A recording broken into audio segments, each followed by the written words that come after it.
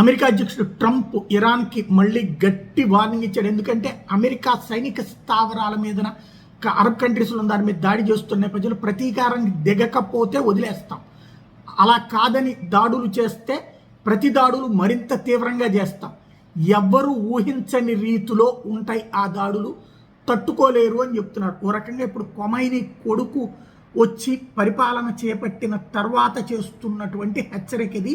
అంటే మీ వాడిని కూడా లేపేస్తామని పరోక్షంగా చెప్తుంది.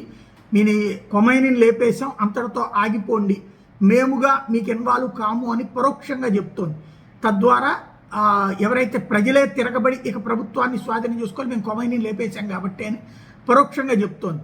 ట్రంప్ స్పష్టంగా చెప్తోంది ఏంటంటే ప్రతీకారానికి దిగకపోతే వదిలేస్తామని, ప్రతీకారానికి దిగితే అంతు చూస్తాం, మీరు ఆయుధాలు వాడద్దు, అణ్వాయుధాలు తయారు చేయొద్దు, అలాగే దాడులు ప్రతి దాడులు చేయొద్దు, అప్పుడు వదిలేస్తాం, లేకపోతే కఠినమైన పరిస్థితులు ఎదురవుతాయన్నది ట్రంప్ ఇస్తున్న వార్నింగ్.